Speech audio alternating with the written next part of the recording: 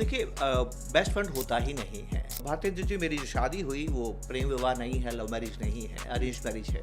मेरी माँ ने ही अरेंज किया जिससे मेरी शादी हुई। तो मेरी भी इच्छा यही थी कि मैं बेस्ट लड़के से शादी करूं। अब बेस्ट लड़के की व्याख्या क्या है बताइए आप। इन्वेस्टमेंट में भी यही है, कितना ही रिसर्च करके आप पहले फंड चुन लीजिए, वो बाद में आपके व्यवहार पे निर्भर करता है कि वो फंड आपको पैसा कमा के देगा या पैसा कमा के नहीं देगा। तो मैं एक इन्वेस्टर हूँ, मैं कृष्ण के समान हूँ। अगर इन्फोसिस अच्छा नहीं करेगा तो टीसीएस ले लूँगा, टीसीएस अच्छा नहीं करेगा तो एचसीएल टेक ले लूँगा। तो मेरे पास कामयाब होने की संभावनाएं कहीं ज़्यादा है। तो मुझे एक बात समझ में आई है कि जो डायरेक्ट शेयर है वो शरीर है, पैदा होता है, जवान होता है, बूढ़ा होता है, मर जाता है। म्यूचुअल फंड है, आत्मा है, कमज़ोर को छोड़ता जाता है, मजबूत को पकड़ता जाता है। 1 घंटे तक भाग सकूं ऐसी ताकत दे दो, स्पीड भी नहीं चाहिए। The speed of wild dog is 35 kilometre, that's all. The speed of antelope is 70 kilometres, लेकिन वो 15 मिनट ही भाग सकता है। कि जब इसके पीछे पड़ता है ना तो हिरण डर के भागता है, तेज भागता है। कुत्ता पीछे पड़ा रहता है, कोई परवाह नहीं करता, भागने दो भागने दो। ये 1 घंटे तक भाग सकता है, वो 15 मिनट तक भाग सकता है, थक के गिर जाता है, कुत्ता जाके पकड़ लेता है। Success rate 95%।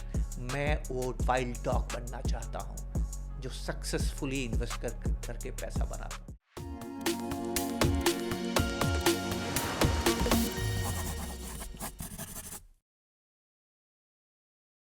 Hello, welcome to another edition of This or That. I am Bhartendra Singh. Our today's guest is Mr. Krishna Sharma. He is a financial educator with an experience of over 3 decades, of which 2 decades have been in educating people in space of personal finance and financial education. He has been recommended by a couple of previous guests that you must talk to him. So we will talk to him about how to become a good investor, हम अच्छे निवेशक कैसे बने। तो hello sir, thank you very much. बहुत बहुत शुक्रिया Vatendra ji, thanks for this opportunity. तो सर हम यहीं से स्टार्ट करते हैं कि how to become a good investor, हाँ एक अच्छा निवेशक कैसे बना जाए। ये बहुत ही ज़रूरी और पहला सवाल है, लेकिन मैं इस सवाल का जवाब देने से पहले आपसे सवाल पूछूंगा। एक अच्छा निवेशक किसे कहते हैं? एक अच्छा इन्वेस्टर का मतलब क्या है? वो जिसके रिटर्न दूसरे से ज़्यादा हों, या वो जिसके सपने पूरे हों, या वो जो ज़िंदगी में खुश रहना चाहता है? आपको अपने आप से सवाल पूछना होगा कि मैं निवेशक क्यों बनना चाहता हूँ? क्या पैसा बनाने के लिए बनना चाहता हूँ? क्या पैसा होने से ही मुझे ज़िंदगी में खुशी मिलेगी? तो आपको जानना होगा कि आप चाहते क्या हैं।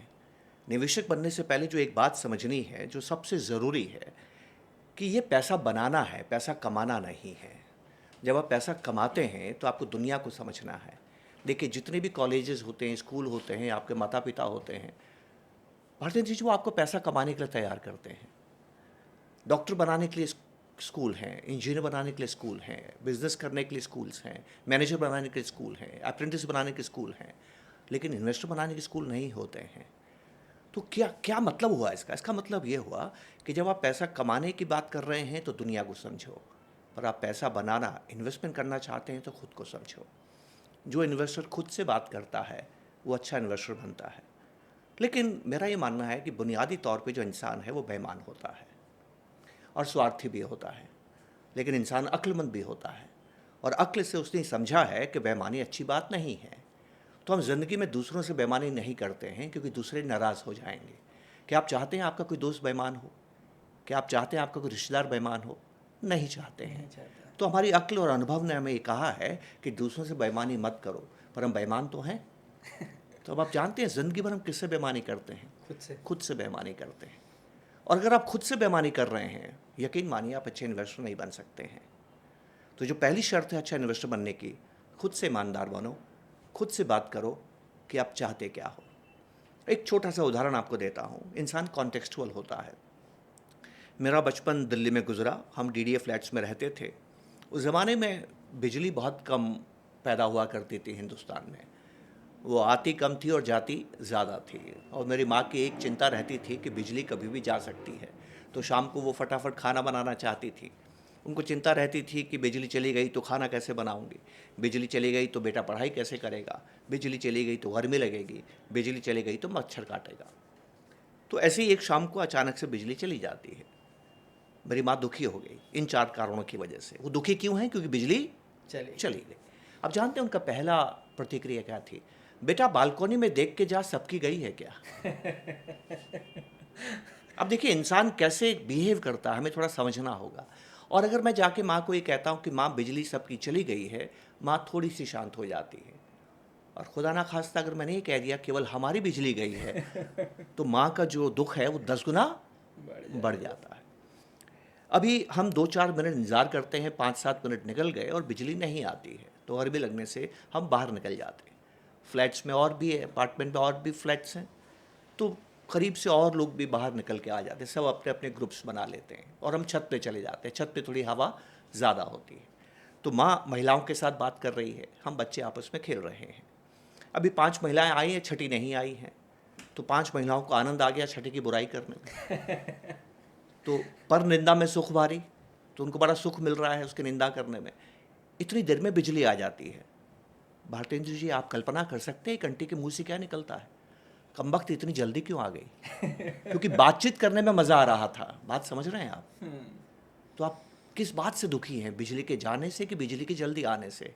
इंसान कॉन्टेक्सचुअल होता है, कॉन्टेक्स्ट बदलता है, हमारे विचार बदलते हैं, इसलिए लोग बाज़ार में टिकते भी नहीं हैं।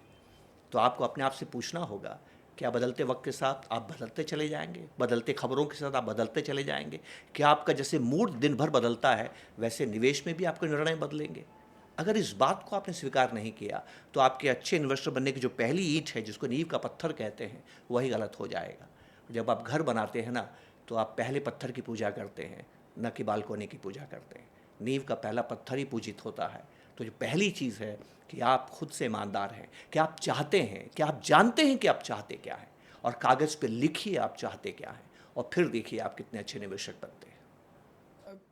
बहुत ही अच्छा पर्सपेक्टिव है। मुझे भी ऐसा लगता है कि इंटरनेट पे या फिर न्यूज़ चैनल पे लोग पूछते हैं कि सर बताइए कहाँ फंड करना है, और लोग बता भी देते हैं और लोग सुन भी लेते हैं और खुश हो जाते हैं without getting the context of that person. और आपका खुद का कॉन्टेक्स्ट आपसे अच्छा कोई नहीं समझता है।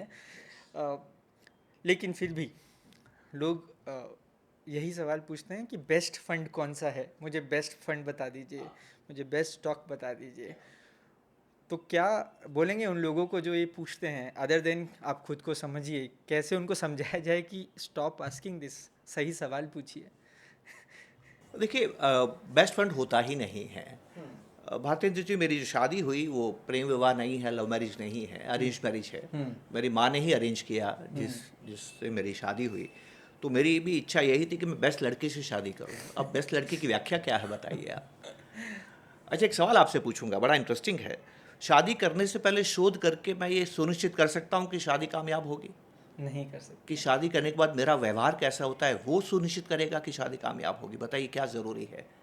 आपका शादी करने से बिहेवियर, पहले मेरा शोध, कि शादी करने के बाद मेरा व्यवहार? आपका बिहेवियर। एग्जैक्टली। इन्वेस्टमेंट में भी यही है। कितना ही रिसर्च करके आप पहले फंड चुन लीजिए, वो बाद में आपके व्यवहार पर निर्भर करता है कि वो फंड आपको पैसा कमा के देगा या पैसा कमा के नहीं देगा। और सबसे ज़रूरी बात है, दुर्घटना से देर भली आपने सुना होगा। हमें पहुंचना है शरीर, हमारे सपनों को पूरा करना है। इसमें मैंने यूरोप में एक ख़ास बात देखी। जब मुझे यूरोप जाने का मौका मिला तो मैंने वहाँ देखा कि एक्सीडेंट्स बहुत कम नज़र आए। नज़र ही नहीं आया, मुझे सड़क पे एक्सीडेंट नज़र ही नहीं आया। हिंदुस्तान की सड़कों पे मुझे कभी न कभी कोई न कोई दुर्घटनाग्रस्त मुझे वाहन नज़र आता है। तो मैंने वो ड्राइवर से, हम बस में यात्रा कर रहे थे, मैंने उनसे पूछा, तो वो कहते हैं कि हमारा एक नियम है। नियम ये है कि जो ट्रक है अपने लेन में चलता है और ट्रक कभी ओवरटेक नहीं करता है। तो मुझे समझ में आया कि यूरोप में एक्सीडेंट इसलिए नहीं होते कि लोग लेन चेंज नहीं करते हैं। दुर्घटना नहीं होगी तो आप अपने डेस्टिनेशन पे ज़रूर पहुंचेंगे। तो जो फंड आप कितना ही चुनाव कर लें, जो आपको अभी अच्छा लग रहा है, हो सकता है वो कल अच्छा नहीं करेगा। मैंने 30 साल के अपने जीवन में कोई भी ऐसा बेस्ट फंड नहीं देखा जो हमेशा अच्छा करता है। कभी कोई अच्छा करता है, कभी कोई अच्छा करता है। बेस्ट फंड होता नहीं है, आपको बनाना है। ये हमें एक बात समझनी है। और फंड आपके लिए होता है, आप फंड के लिए नहीं होते हैं। आप फंड अपनी ज़रूरतों के हिसाब से चुनाव करते हैं। आपको समझ में आना चाहिए कि कौन सा फंड आपकी ज़रूरतें, आपको सॉल्यूशन प्रदान करता है। फंड एक प्रोडक्ट के रूप में मत देखिए, फंड को एक सॉल्यूशन के रूप में देखिए, और तब जाके आप एक सही चुनाव कर पाएंगे। लबोलवाब क्या है बात का, कि यहाँ ना कुछ सही होता है ना कुछ गलत होता है, यहाँ केवल उपयुक्त होता है, अप्रोप्रिएट होता है। और सबसे मज़ेदार बात ये है भारतेंद्र जी, जो ए के लिए अप्रोप्रिएट है वो बी के लिए नहीं होगा। ये चुनाव आपका है। ये ऐसा प्रश्न है जो आपके जीवन का है। ये प्रश्न पत्र सबका एक जैसा नहीं है, इसमें आप नकल नहीं कर सकते। ये क्लास में एग्ज़ाम नहीं दे रहे हैं कि मुझे सवाल का जवाब नहीं आता है तो दूसरे से जवाब नहीं। ये आपका प्रश्न पत्र है, आपको ढूंढना है। तो आपको उपयुक्त एप्रोप्रिएट फंड ढूंढना, यथोचित फंड ढूंढना है। कोई भी सही या गलत फंड नहीं होता। अगर कोई बेस्ट फंड होता तो म्यूचुअल फंड तो बेस्ट फंड ही बनाते हैं ना, वो ख़राब फंड क्यों बनाते हैं? वो इतने बड़े लोगों को लेके बैठे हैं, इतने शोध करने वाले लोग हैं, बड़े बड़े फंड मैनेजर्स हैं, वो सब मिलके बेस्ट फंड ही बनाएंगे ना। बेस्ट फंड जैसी कोई चीज़ होती ही नहीं है। आप एक ऐसी चीज़ मांग रहे हैं जो दुनिया में है नहीं।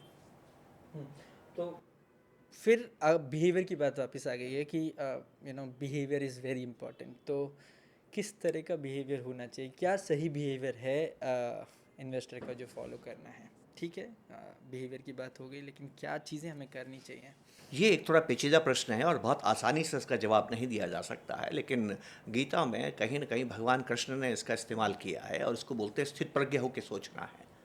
स्थित प्रज्ञ का मतलब क्या है कि आप जब किसी चीज़ पर निर्णय ले रहे हैं, किसी चीज़ के बारे में सोच रहे हैं, तो आप किस रूप में सोच रहे हैं, ये एक ज़रूरी बात है। अगर कोई व्यक्ति किसी व्यक्ति का कत्ल करता है तो उसको सजाए मौत मिलती है, पर वही एक फ़ौजी अगर सरहद पर दुश्मन का कत्ल करता है तो उसको परमवीर चक्र मिलता है। तो हमें हमें बात समझनी होगी। जब अपने पिता से बात करता हूँ तो आप बोलता हूँ क्योंकि मैं बेटा हूँ, पर मैं अपने बेटे से बात करता हूँ तो मैं तुम बोलता हूँ क्योंकि मैं पिता हूँ। आप बात समझ रहे हैं? मैं तो मैं हूँ, कभी पिता बन जाता हूँ और कभी बेटा बन जाता हूँ। तो आप किस रूप में सोच रहे हैं, तब जाके आपका बिहेवियर सही होता है। अगर आप इन्वेस्टर हैं तो एक ख़ास बात आपको बताना चाहता हूँ, ध्यान से समझने की कोशिश कीजिएगा। एक किसान है जिसके पास पैसा नहीं है, उसको पैसा चाहिए बीज खरीदने के लिए। वो साहूकार के पास जाता है। साहूकार किसान को पैसा कब देना, कब सोचेगा साहूकार कि मुझे ये सबसे उत्तम समय है किसान को पैसा देने का, वो समय कौन सा होगा बताइए? उसको जब इंटरेस्ट अच्छा मिलेगा तो दे देगा उसको। और किसान इंटरेस्ट कब अच्छा देगा? जब वो कमाएगा, अच्छे से कमा पाएगा, उसके ऊपर रिटर्न मिलेगा तो लेकिन शायद। किसान कमाएगा ही तो फ्यूचर की बात है ना, हमें नहीं मालूम वो कमाएगा कि नहीं कमाएगा।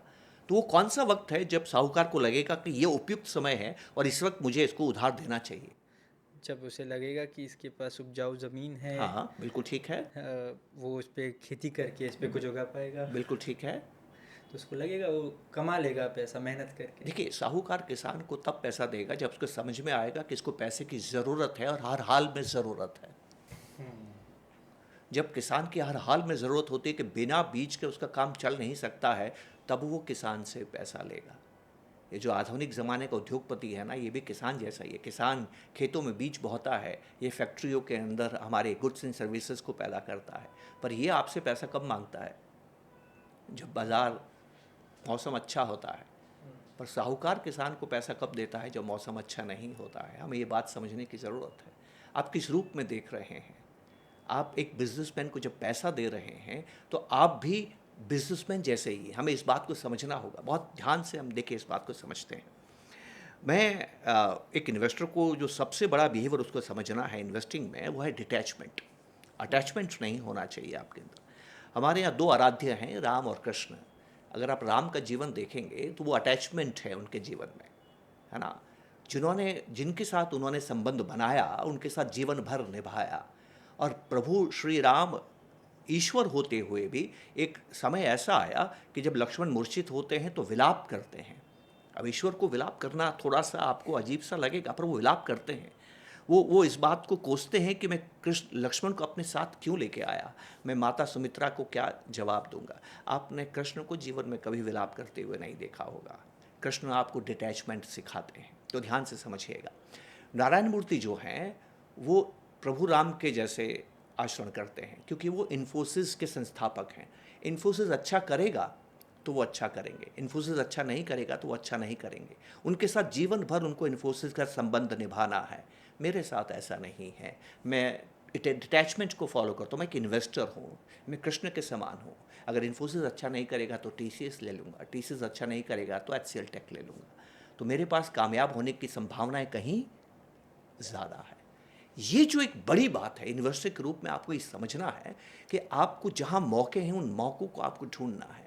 किस तरह का मौसम है, किस तरह की आबोहवा है, इकोनॉमी कैसी कर रही है, लोग कैसे सोच रहे हैं, और उसके हिसाब से आपको बिहेवियर सुनिश्चित करना है। तो आप बिहेवियर कैसे सुनिश्चित करते हैं, एक छोटी सी कहानी से मैं आपको बताने की कोशिश करता हूँ। ये पंचतंत्र की कहानी है, लेकिन वो कहानी बताऊंगा तो लंबी हो जाएगी, उसको मैं बहुत छोटा कर देता हूँ। 4 दोस्त जा रहे हैं, उनमें आप एक हैं। आप 4 दोस्त जंगल से जा रहे हैं, एक मरा हुआ शेर दिखाई देता है। आपका एक दोस्त कहता है कि मैं शेर को ज़िंदा कर सकता हूँ, आप कैसे प्रतिक्रिया करेंगे? क्यों करना है इसको जिंदा?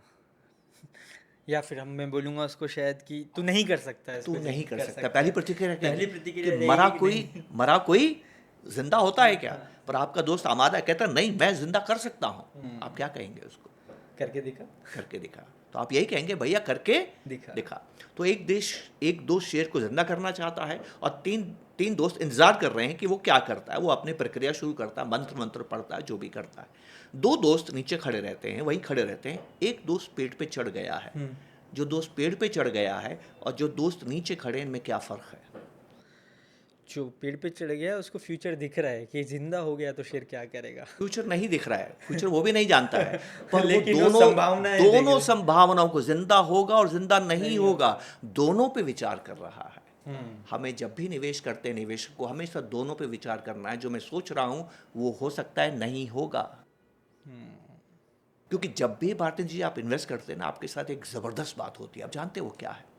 जैसे आपने कभी इन्वेस्टमेंट किया है, जब भी आपने इन्वेस्टमेंट किया, आपने क्या माना था, बाजार ऊपर जाएगा कि नीचे जाएगा? मैं तो ऊपर मान के ही इन्वेस्ट एग्जैक्टली, करूंगा ना। एग्जैक्टली यही तो है। जब भी आप चेक काटते हैं तो आपके दिल से आवाज़ आती है कि आपने सारी कैलकुलेशंस कर ली हैं, आप बहुत होशियार हैं, आप महापंडित हैं, और आप जानते हैं कि यहाँ के बाद बाजार ऊपर ही जाएगा।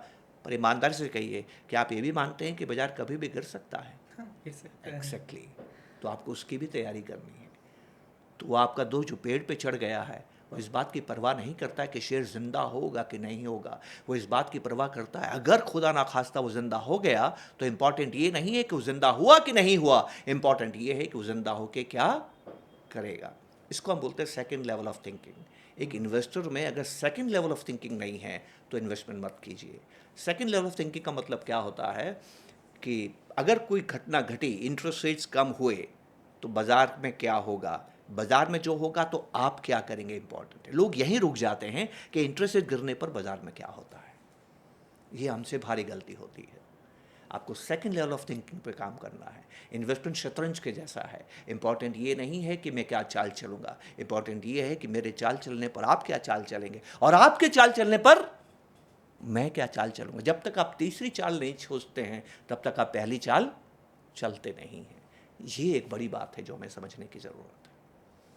तो अगर देखा जाए तो 2 इमोशंस उठ के आ रहे हैं, एक है आपकी ग्रीड और एक आपका है डर। हाँ, ग्रीड आपकी रहेगी हमेशा, क्योंकि जब आप इन्वेस्ट कर रहे हो तो सोचो मुझे बेस्ट रिटर्न मिल जाए, तो मैं ऐसे इंस्ट्रूमेंट्स या ऐसी देखूं कि बेस्ट मिल जाए।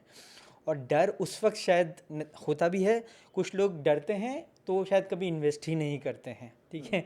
और कुछ लोग जो इन्वेस्ट कर भी लेते हैं, वो जैसे ही मार्केट में कुछ उतार चढ़ाव होता है तो डर के कुछ निकाल लेंगे या कुछ गलत डिसीजन ले लेंगे।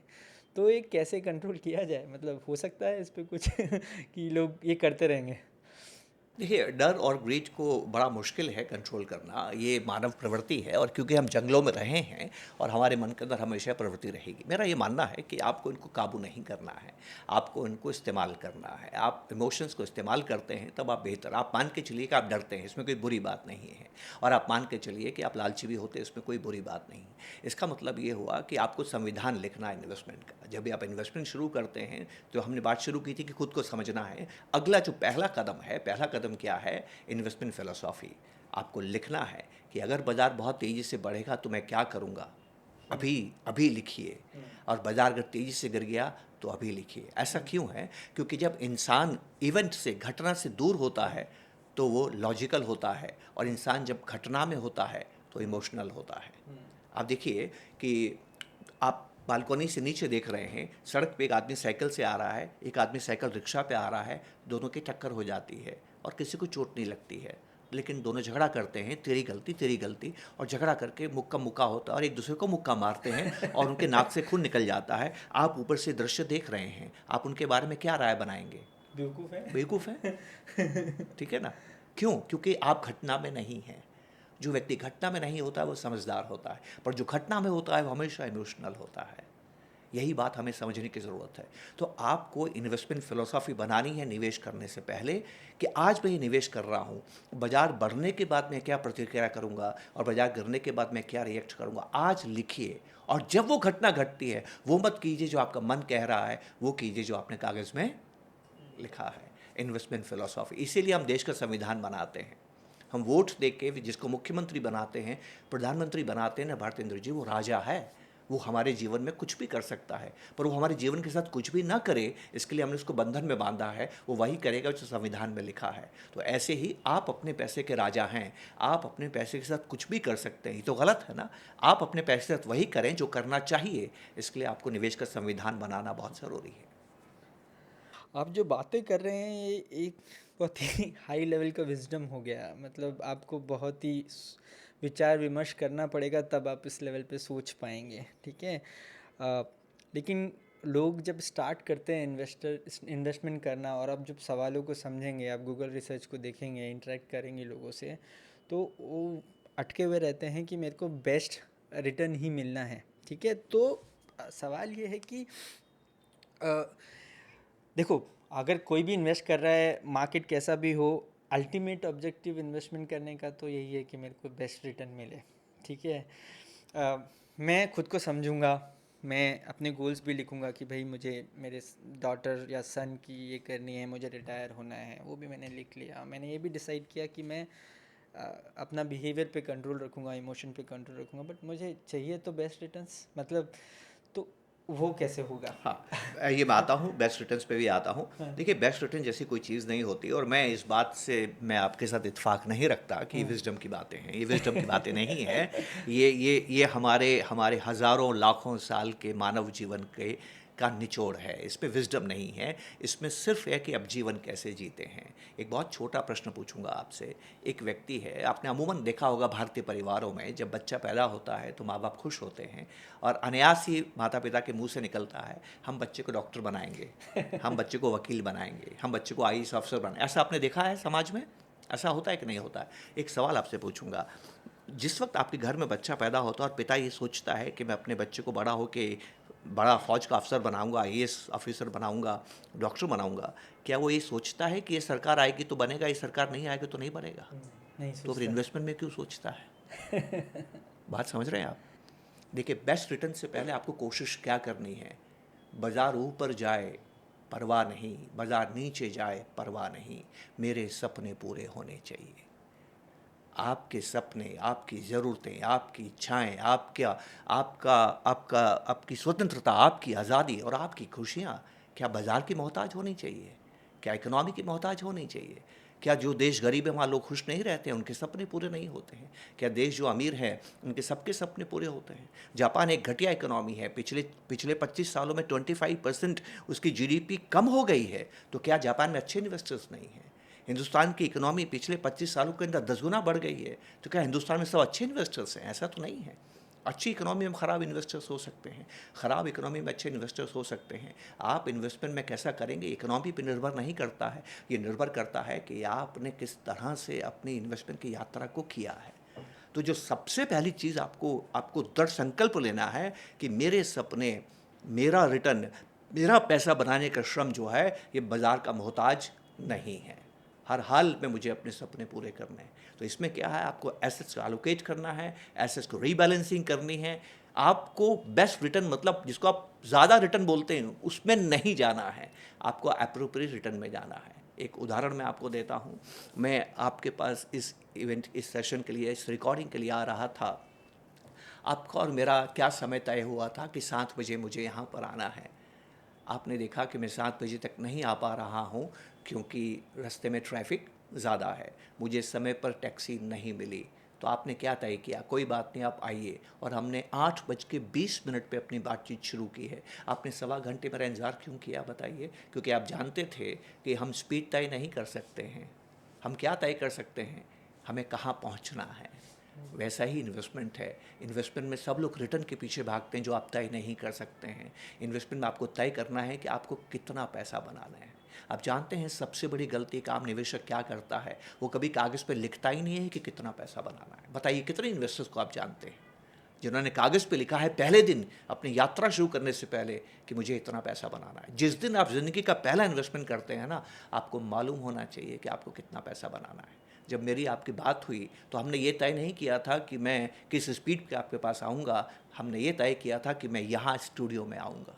यही मामूली सी बात हम इस्तेमाल नहीं करते हैं। कितने आश्चर्य की बात, ये विज़डम नहीं है, ये जीवन का निचोड़ है।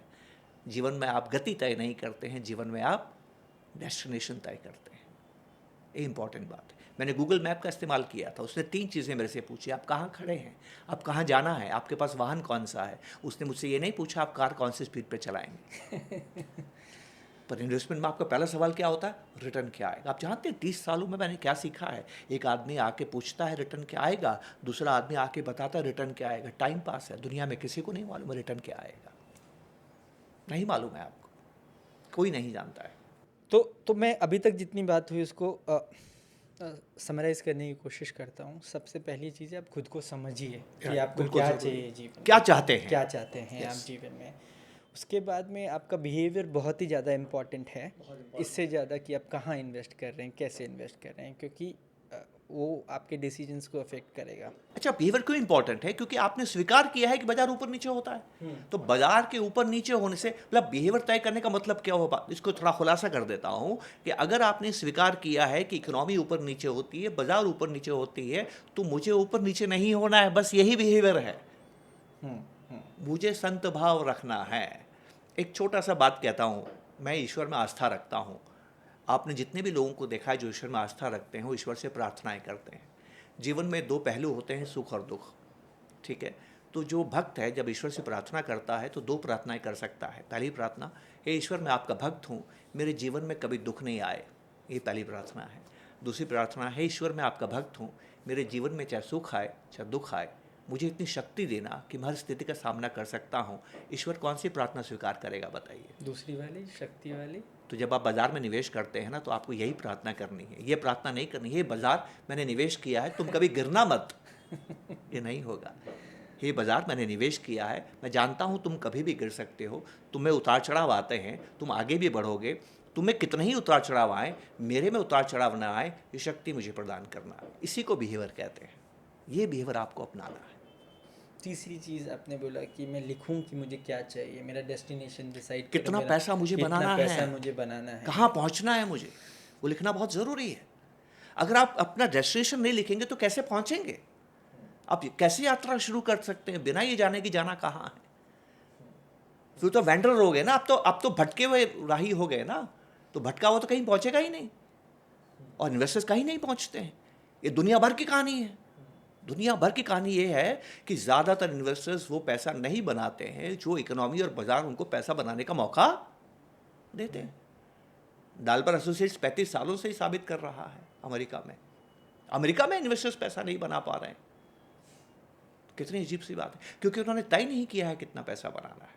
जब आप तय करते हैं तभी तो गाड़ी उस दिशा में जाती है। दिशा इंपॉर्टेंट है, डेस्टिनेशन इंपॉर्टेंट है, स्पीड बात की बात है।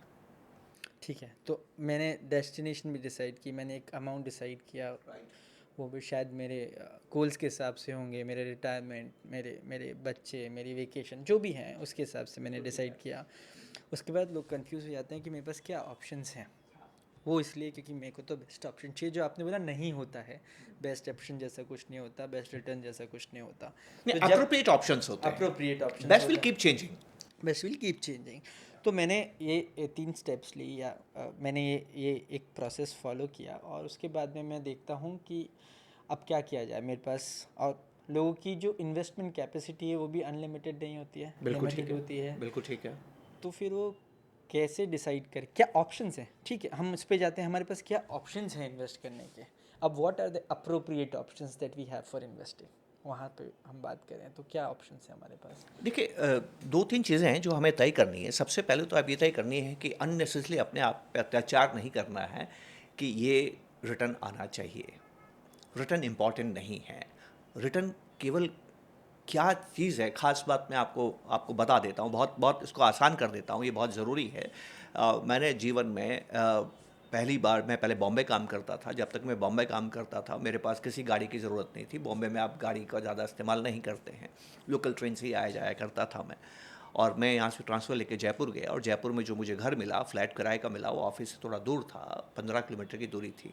अब 15 किलोमीटर की दूरी थी तो तय करना था कि मैं कैसे जाऊँगा, साइकिल से जाऊँ कि स्कूटर से जाऊँ कि कार से जाऊँ।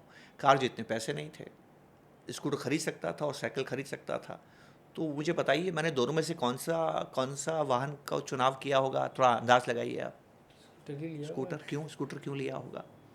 क्योंकि वो अप्रोप्रिएट है। आपको साइकिल से जाएंगे तो थक जाएंगे, थक टाइम जाएंगे। लगेगा, टाइम क्यों लगेगा? क्योंकि उसकी स्पीड कम है और कि स्पीड कम कम है है। और स्कूटर की स्पीड ज़्यादा है। तो स्पीड ज़्यादा होने से क्या है, वक्त कम लगेगा। साइकिल से जाने में आधा घंटा लगेगा, स्कूटर से मैं 10-12 मिनट में पहुंच जाऊंगा। तो आपने बिल्कुल ठीक कहा कि मैंने स्कूटर का चुनाव किया। क्यों चुनाव किया? एक तो मैं थकूंगा नहीं, शारीरिक श्रम नहीं है, और दूसरा मैं जल्दी पहुंचूंगा क्योंकि स्कूटर की गति साइकिल की गति से तेज़ होती है। अब मैं स्कूटर के शोरूम में स्कूटर खरीदने गया। भारतेंद्र जी, आपको अंदाज़ लगाना है कि मैंने क्या क्या सवाल पूछे होंगे। इसका माइलेज कितना है, माइलेज कितना है, इसकी कॉस्ट कितनी है, कॉस्ट कितनी है, कुछ वारंटी है इसकी, वारंटी क्या है, रिपेयर कॉस्ट क्या है, रिपेयर कॉस्ट क्या है, कितना लाइफ साइकिल है इसका, कितना टाइम चलेगा, कितना चलेगा, कलर्स के ऑप्शन क्या हैं। ऑप्शंस क्या हैं, सर्विसेज कैसी मिलेंगी, है ना। ये तमाम सवाल पूछे। आपने ये क्यों नहीं पूछा इसकी स्पीड कितनी है? अच्छा, स्कूटर ले क्यों रहा हूँ? स्पीड के लिए। स्पीड के लिए। कितनी इंटरेस्टिंग बात है ना। मेरे मुंह से सवाल निकला ही नहीं कि स्कूटर की स्पीड कितनी है। क्यों? क्योंकि स्कूटर को शोरूम से बाहर लाते ही मैं तय नहीं करूँगा स्पीड कितनी है, ट्रैफिक कंडीशंस तय करेंगे स्पीड कितनी है। तो ऐसे ही हमारे एसेट्स होते हैं, एसेट्स के एवरेज रिटर्न्स होते हैं। लॉन्ग टर्म समझना बहुत ज़रूरी है। Probabilities, all investing is probability, संभावनाएं हैं वो, ठीक है। और संभावनाएं कब साबित होती हैं? जब आप समय लंबा देते हैं। हम बात करेंगे इस पर कि क्या मतलब होता है इसका। संभावनाओं को अगर आपने नहीं समझा, अब मैं सबसे ज़रूरी गणित की बात पे आता हूँ। अभी तक तो हमने बात की बिहेवियर की बात की, अब ज्ञान की बात। कोई एक पहला ज्ञान अगर आपको चाहिए इन्वेस्टिंग में, तो वो है कैलकुलेशन ऑफ प्रोबेबिलिटीज़।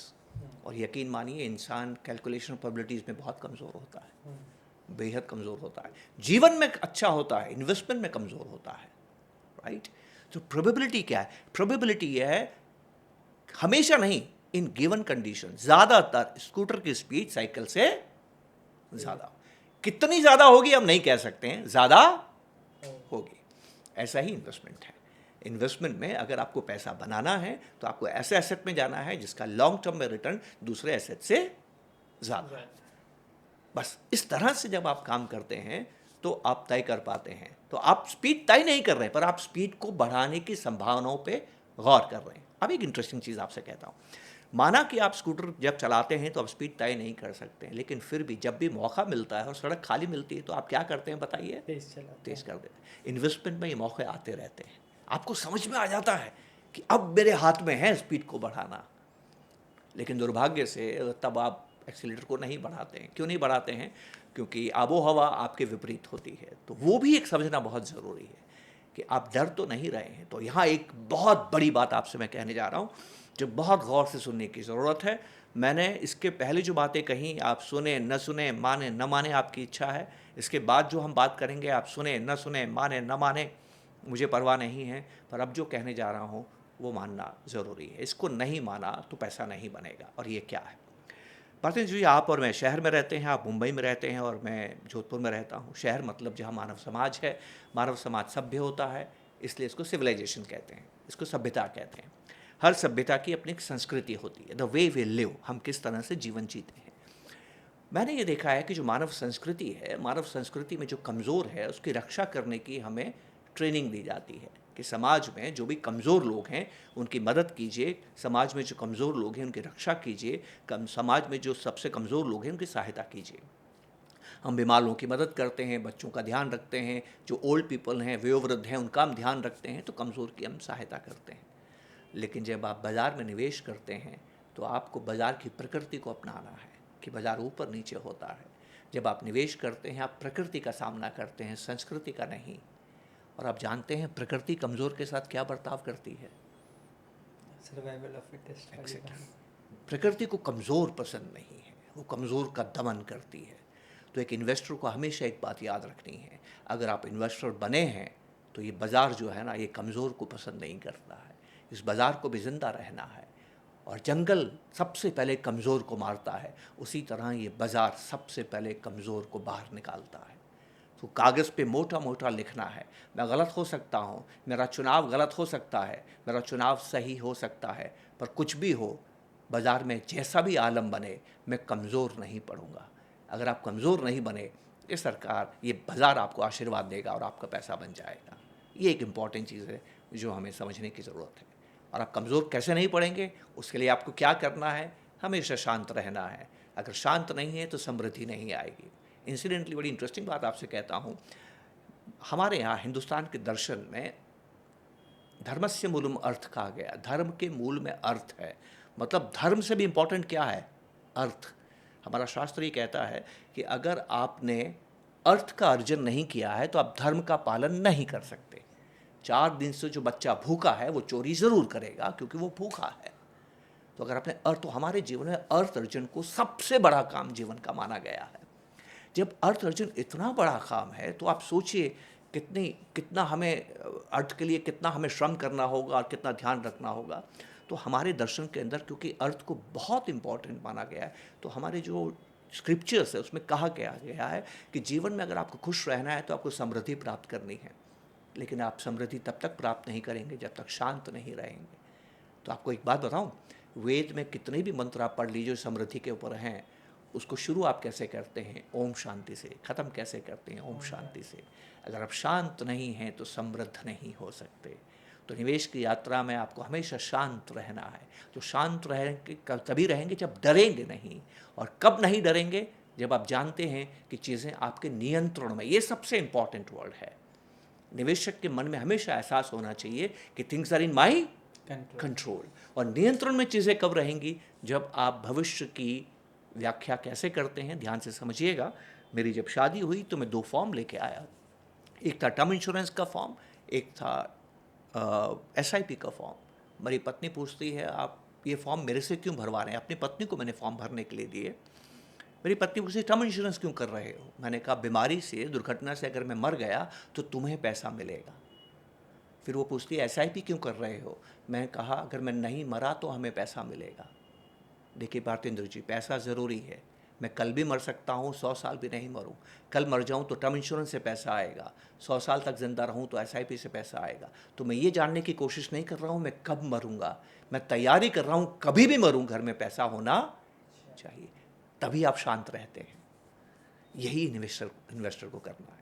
प्रिडिक्शंस नहीं करने कल बाजार में क्या होगा, तैयारी करनी है। बाजार ऊपर जाए मैं तैयार हूँ, बाजार नीचे जाए मैं तैयार हूँ।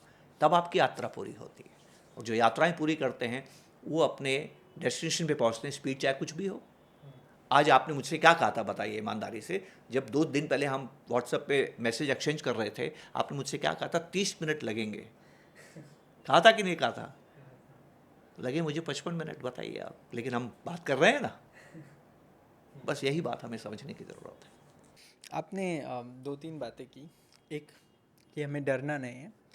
एक आपने बहुत इंटरेस्टिंग बात की मतलब कि डरना इसलिए नहीं कि कमज़ोर नहीं, कमज़ोर हुए नहीं कि बाजार ने आपको बाहर फेंका हाँ, तो नहीं। कुछ लोग इस डरना नहीं को कुछ अलग ही लेवल पे ले जाते हैं और वो फिर रैंडम इन्वेस्टमेंट करते हैं। वो बोलते हैं मैं सब कुछ इक्विटी में कर दूंगा, सब कुछ। आपने एसेट एलोकेशन की बात की, बहुत लोग एसेट एलोकेशन की बात करते हैं, लेकिन बस वो इतनी ही बात करके आगे बढ़ जाते हैं कि आपको एसेट एलोकेशन करना है। ठीक है। हाँ, तो अब अच्छे अच्छे लोगों को नहीं पता एसेट एलोकेशन कैसे करना है। तो क्या बोलना चाहेंगे, क्या मेरा, और आपने जो स्कूटर की स्पीड की बात की, मैंने डिसाइड किया कि मुझे इतना पैसा बनाना है, और इतना पैसा बनाने के लिए अगर मैं रिवर्स कैलकुलेशन करूं तो मैं एक एवरेज रिटर्न कंसीडर करूंगा, मैं मार्केट स्टडी करूं तो ऐसा ऐसा लगेगा कि हिस्टोरिकली इक्विटी ही एक एसेट क्लास है जो कि मुझे बाकी एसेट क्लासेस से ज़्यादा रिटर्न देने की प्रोबेबिलिटी रखता है, और हिस्टोरिकल फिगर भी वही बोलते हैं। तो क्यों नहीं मैं सब कुछ इक्विटी में डाल दूं। एसेट एलोकेशन का क्या रोल है? मेरे यहाँ पे एक गेस्ट आए थे, मैं नाम नहीं लेना चाहता उनका, लेकिन उन्होंने बोला कि एसेट एलोकेशन सिर्फ इक्विटी के लिए क्यों रखा जाता है? जब इक्विटी की बात आती है तभी एसेट एलोकेशन क्यों करते हैं? बाकी जब अब लोग इंश्योरेंस खरीदते हैं, जब घर खरीदते हैं, तब तो एलोकेशन की बात नहीं करते हैं। तो ये थोड़ा समझाइए कि हाँ हाँ इसका क्या रोल हाँ, है? देख एसेट एलोकेशन, देखिए, ये बहुत ही आपने सही सवाल पूछा और बहुत ज़रूरी सवाल पूछा। जब आप सवाल पूछ रहे थे तो मेरे मन में भी दो तीन चीज़ें गड़बड़ हो रही थी कि मैं ये भी बात करूँगा आपसे और ये भी बात करूँगा। तो आपके दो सवाल, एक तो सवाल एसेट एलोकेशन का था, उसके पहले आपने एक दूसरा सवाल पूछा था, वो क्या था? वो मेरा सवाल ये सवाल था में कि दो सवाल थे इसमें। मेरा सवाल यही था कि क्यों नहीं मैं, मतलब एक ही सवाल है कि एसेट एलोकेशन क्यों ही करूँ, मैं सब कुछ इक्विटी में क्यों नहीं करूँ? क्योंकि उसकी स्पीड अगर मैं डिटरमिन करूँ तो सबसे अच्छी स्पीड तो उसी की हाँ है। हाँ हाँ हाँ, देखिए, आप जानते हैं कि सबसे कम आप किसके बारे में जानते हैं? सबसे कम आप किसके बारे में जानते हैं? आप सबसे कम खुद के बारे में जानते हैं। मैं ये दावा करता हूँ भातेंद्र जी, आप ये मुझे बता सकते हैं कि कल बाज़ार में क्या होगा, पर आप मुझे ये नहीं बता सकते हैं कि आप कल क्या करेंगे। बड़ा मुश्किल काम है, बहुत मुश्किल काम है। आप देखिए, आज से 10 साल के बाद अगर आप मेरे से पूछें, आज मैं आपसे मिल रहा हूँ और आज नवंबर का महीना है, 28 तारीख है। कल सुबह मैं अपनी फ़्लाइट पकड़ूंगा और कल सुबह फ़्लाइट पकड़ के मैं जोधपुर अपने घर जाऊंगा, ये तय है। पर कल बाज़ार ऊपर जाएगा कि नीचे जाएगा, मैं नहीं जानता हूँ। लेकिन 10 साल के बाद 2035 की 28 नवंबर को मैं क्या कर रहा हूँगा मुझे मालूम नहीं है, पर 28 नवंबर 2035 को इस बात की संभावना है कि बाज़ार ऊपर होगा। तो लॉन्ग टर्म में आप बाज़ार के बारे में बता सकते हैं, जीवन के बारे में नहीं बता सकते हैं। शॉर्ट टर्म में मैं कल क्या करूँगा आपको बता सकता हूँ, शॉर्ट टर्म में कल बाज़ार में क्या होगा मैं नहीं बता सकता हूँ। मैं किस चीज़ पे आना चाहता हूँ, अगर आप वक्त दें तो मैं आपको एक छोटी सी कहानी सुनाता हूँ। प्लीज़।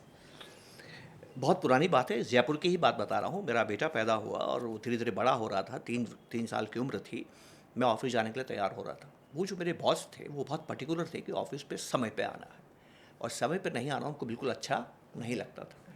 और उस दिन मैं देरी हो रही थी और मुझे लगा कि और 2 मिनट देरी हो गई तो मैं लेट हो जाऊँगा। तो मैं तैयार होकर भागने लगा और वाइफ़ को बोला मैं ऑफिस जा रहा हूँ। वाइफ़ भागती हुई किचन से बाहर आई, तुम्हारे लिए जल्दी उठती हूँ, इतनी मेहनत करती हूँ, नाश्ता तैयार है, नाश्ता करके जाइए। मैंने कहा नाश्ता करने का समय मेरे पास में नहीं है। पत्नी कहती है तुम्हारे लिए नाश्ता बनाया है, ऐसे कैसे तुम जा सकते हो? तो वो भी थोड़ी कंसिडरेट थी, उसने कहा चलो 1 मिनट दे दो, मैं पैक कर देती हूँ, ऑफिस जाके खा लेना। अब पत्नी घर में बॉस है और वो वहाँ पर बॉस है। पत्नी को नाराज़ करना भी मुश्किल काम है, बॉस को नाराज़ करना भी मुश्किल काम है। तो मैंने तय किया चलो रिस्क लेता हूँ, 2-3 मिनट जो भी 1-2 मिनट हैं, खाना पैक करके मैं ले जाता हूँ। मैं वहाँ खड़ा हो गया, पत्नी टिफ़िन पैक कर रही। मेरा बेटा पास में दूध पी रहा था। बच्चे शरारती होते हैं, एनर्जी से भरपूर होते हैं, उसके हाथ से दूध गिर जाता है और मेरी कमीज़ पे गिर जाता है। बातें जी क्या होगा बताइए? लेट हो गए। अब मुझे कमीज़ बदलनी है। आप जानते हैं क्या हो गया? मैं तनावग्रस्त हो गया, स्ट्रेस हो गया। और जब आप स्ट्रेस होते हैं ना, जब आप स्ट्रेस में होते हैं तो आप शांत नहीं होते। जब आप शांत नहीं होते हैं तो बुद्धि काम नहीं करती है। जब बुद्धि काम नहीं करती तो क्रोध आता है, क्रोध आता है तो गलत फैसले होते हैं। और मैं 3 साल के बच्चे को ज़ोर से डांट देता हूँ, हाथ हवा में उठाता हूँ, मारता नहीं हूँ पर हवा में उठाता हूँ। बच्चा सहम के दूर चला जाता है। पत्नी बाहर आती है और मुझसे कहती है शर्म नहीं आती इतने छोटे बच्चे को इतना ज़ोर से चिल्लाते हो, देखो कितना डर गया है। वो दिन मेरा बर्बाद हो गया। बॉस भी नाराज़ हुआ, बच्चा भी नाराज़ हुआ, पत्नी भी नाराज़ हुई। 2-3 महीने की बात है, शाम का समय था, मुझे कहीं नहीं जाना था तो शांत था। ठीक है, हम तीनों, मैं चाय पी रहा हूँ, पत्नी चाय पी रही है, बेटा मेरे पास में बैठ के दूध पी रहा है। फिर उससे दूध गिर गया और जैसे ही दूध गिरा वो बच्चा डर गया कि पिताजी ने पिछली बार इतनी ज़ोर से डांट मारी थी, आज तो पता नहीं क्या करेंगे। वो सहम के दूर चला जाता है और मैं उसको देखता हूँ, वो मेरे को टुकुर टुकुर डरे हुए लहजे से देख रहा है। मैं उठ के जाता हूँ, उसके सिर पे हाथ रखता हूँ, गोदी में बिठाता हूँ और पत्नी से कहता हूँ उसका दूध गिर गया, इसको दूसरा दूध लेके आओ। वो मुझे देखता है, ये वही बाप है। स्थान सेम है, डाइनिंग टेबल जगह वही है, घटना वही है, एक्टर्स वही है, मेरी प्रतिक्रिया अलग क्यों है बताइए? क्योंकि आप शांत तरीके से सोच आप क्या पाते समझ रहे? एक ही बाजार में आपकी प्रतिक्रियाएं अलग हो सकती हैं।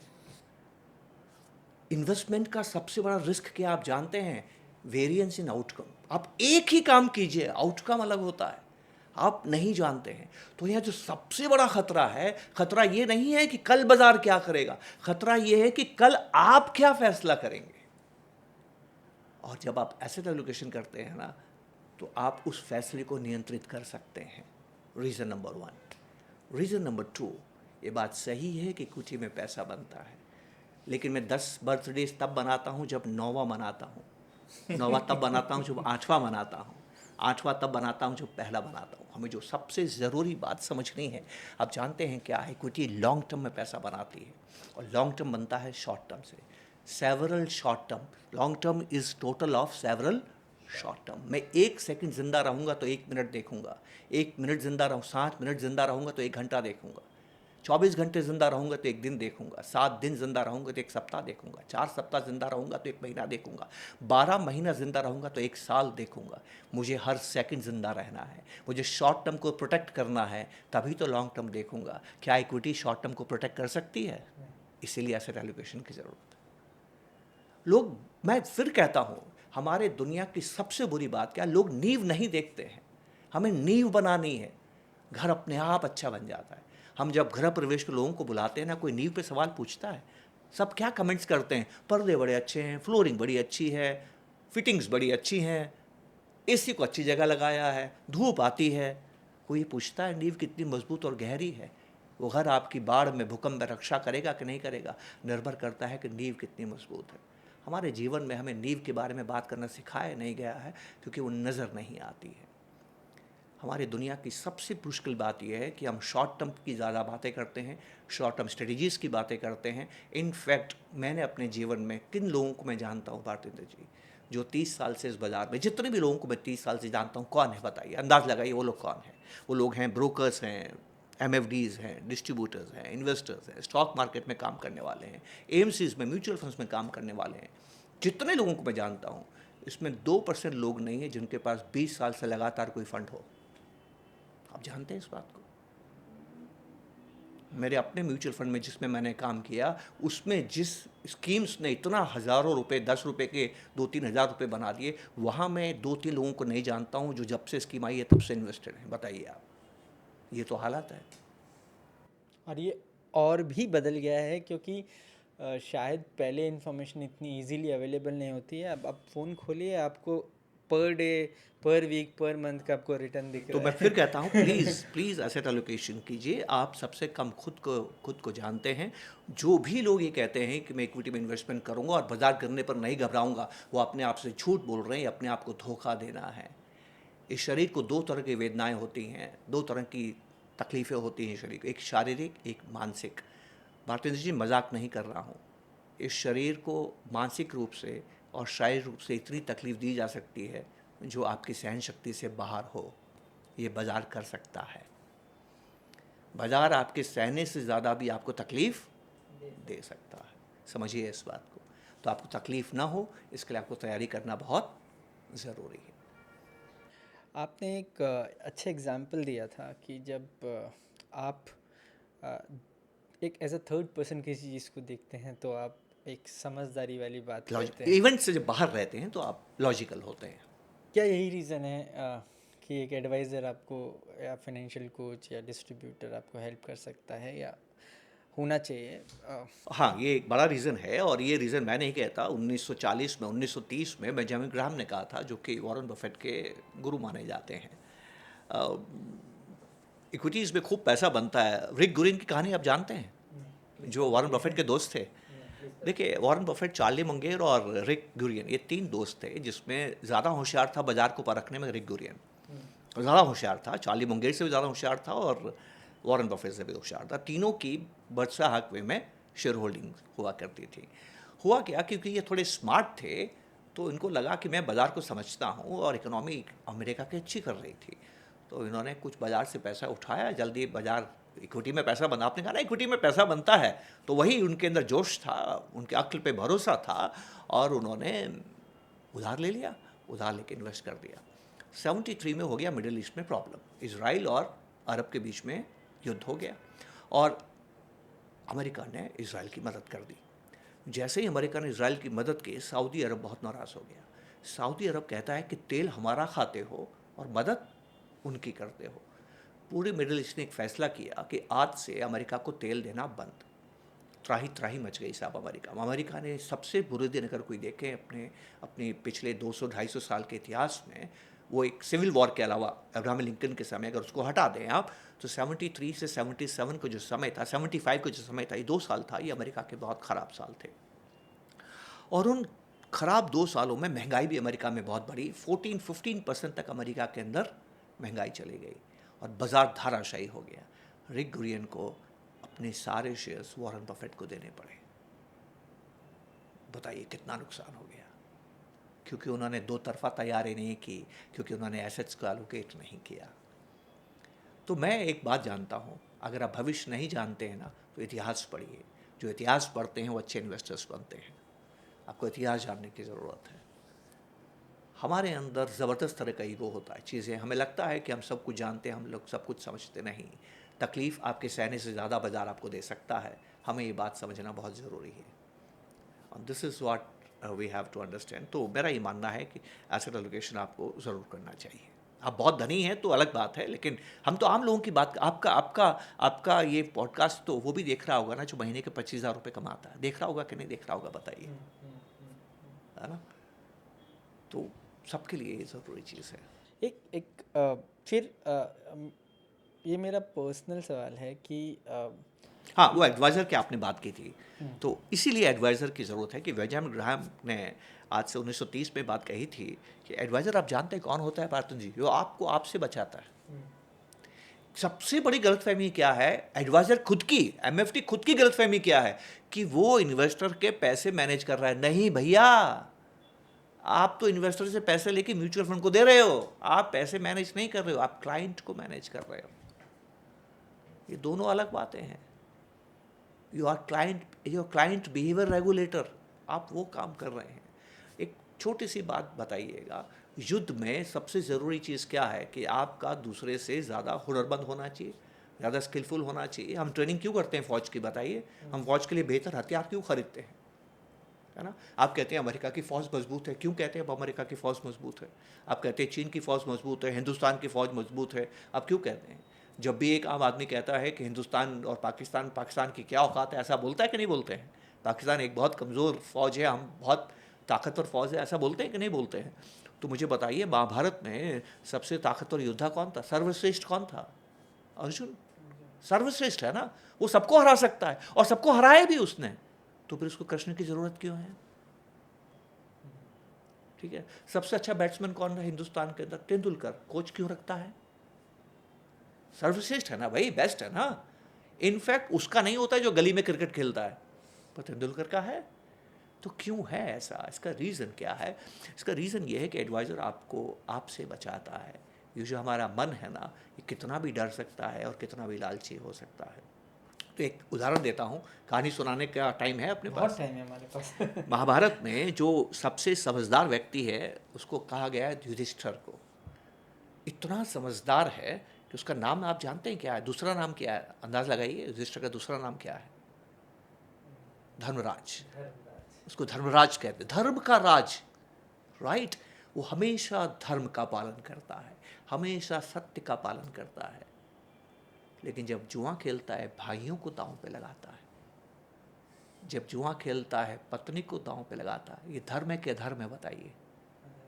कितना बड़ा अधर्म है ना? ज़बरदस्त चीज़। अब अगर आप ऐसे समझिए, किसी की धार्मिक भावना नहीं हर्ट होनी चाहिए, तो बहुत संभल के मैं बोलना चाहता हूँ कि महाभारत को एक कहानी के रूप में लेते हैं, एक नाटक के रूप में लेते हैं। उसको नाटक भी कहा जाता है, एक नाटक के रूप में लेते हैं। तो नाटक फिल्मों में लिखे जाते हैं और फिल्मों में स्क्रिप्ट राइटर्स होते हैं, जैसे सलीम जावेद एक स्क्रिप्ट राइटर हैं। वैसे महाभारत की स्क्रिप्ट किसने लिखी है? वेद व्यास ने लिखी है। तो वेद व्यास क्योंकि स्क्रिप्ट राइटर हैं, तो आप जानते हैं उन्होंने महाभारत में क्या किया? जब युधिष्ठिर जुआ खेल रहे थे, वहाँ कृष्ण नहीं थे, बताइए क्यों? उन्होंने इस सीन में कृष्ण को क्यों नहीं रखा वहाँ पे, बताइए? क्योंकि कृष्ण अगर वहाँ होते तो ये करने नहीं देते, तो महाभारत आगे बढ़ती ही नहीं। कैसे बढ़ती? युधिष्ठिर जैसा व्यक्ति भी गलती कर सकता है, तो ये गलती क्यों करता है? ध्यान से समझते हैं इस बात को। एक साइकोलॉजिस्ट है, मॉरिसियो डेलगाडो नाम है उनका। वो एक मज़ेदार चीज़ कहते हैं कि तनाव में आदमी वो नहीं करता जो उसको ज्ञान है, तनाव में आदमी वो करता है जो उसकी आदत है। ये बड़ी इंटरेस्टिंग बात कह रहा हूँ आपसे। आप जीवन में हमेशा वो करते हैं जो सही है, आप जीवन में हमेशा वो करने की कोशिश करते हैं जो आपने सीखा है, आप जीवन में हमेशा वो करने की कोशिश करते हैं जो ज्ञान आपको प्राप्त है। लेकिन मॉरिशियो डेलगाडो ये कहते हैं कि सब बातें ठीक हैं, लेकिन अगर आप तनाव में हैं तो आप वो करेंगे जो आपकी आदत है, आप वो नहीं करेंगे जो आपको ज्ञान है। तो जुआ खेलना युधिष्ठिर की आदत थी। जब आप जुआ खेलते हैं और जब हारते हैं तो दांव को बड़ा करते हैं, छोटा नहीं करते हैं। ज्ञान क्या कहता है कि हारने वालों को ये मान कि मेरा दिन खराब है, जुए से उठ जाना चाहिए था। पर जुआरी क्या करता है, दाव को बढ़ा देता है, बड़ा करता है, राइट। तो धर्मराज की प्रॉब्लम ये थी कि वो जुआरी थे। इन्वेस्टमेंट में भी हम बहुत बार यही करते हैं। तो आपको तनाव में नहीं आना है। तो आपकी तनाव में रक्षा कौन करता है, आपका एडवाइज़र। कभी कभी जब मैं बहुत, मेरा मूड ख़राब होता है तो मुझे कौन संभालता है, मेरी पत्नी। वो मेरी एडवाइज़र बन जाती है। वो कहती है चुपचाप बैठे रहो, यहाँ शांति से बैठो, मैं तुम्हें चाय या कॉफ़ी बना के लाता हूँ, कॉफ़ी पियो, you will feel better and after some time you feel better. अगर उस वक्त पत्नी नहीं होती पास में तो शायद मैं गलत फैसले कर सकता हूँ। तो आपको एडवाइज़र की ज़रूरत इसलिए नहीं है कि आप सबको जानते हैं, आपको एडवाइज़र की ज़रूरत इसलिए है कि आपके मन में मूड स्विंग्स होते हैं, उतार चढ़ाव होते हैं, आप तनाव में आते हैं, वो आपके आप से रक्षा करता है। एक चीज़। दूसरी चीज़, आपको एक और इंटरेस्टिंग बात कहता हूँ। अभी एक गलतफहमी हो गई है कि हर सवाल का आपको जवाब मिल जाएगा। आपके पास गूगल है, आपके पास चैट जीपीटी है, आपके पास एआई है। अब एआई तो कमाल है साहब। आप अपना पोर्टफोलियो डालिए और वो आपका रिव्यू दुनिया के किसी अच्छे फंड मैनेजर से अच्छा बना के दे देगा आपको। विद इन 2 मिनट्स 100 पेज का आपको रिव्यू दे देगा। ये स्टॉक में क्या हो रहा है, इसमें कितनी बिजनेस आ रहा है, सारी चीज़ आपको दे देगा। तो बहुत से लोगों को लगता है कि इतना ज्ञान है, मुझे एडवाइज़र की क्या ज़रूरत है। फिर से महाभारत में आपको लेके आता हूँ। महाभारत से आप जानते हैं गीता कब कही गई थी?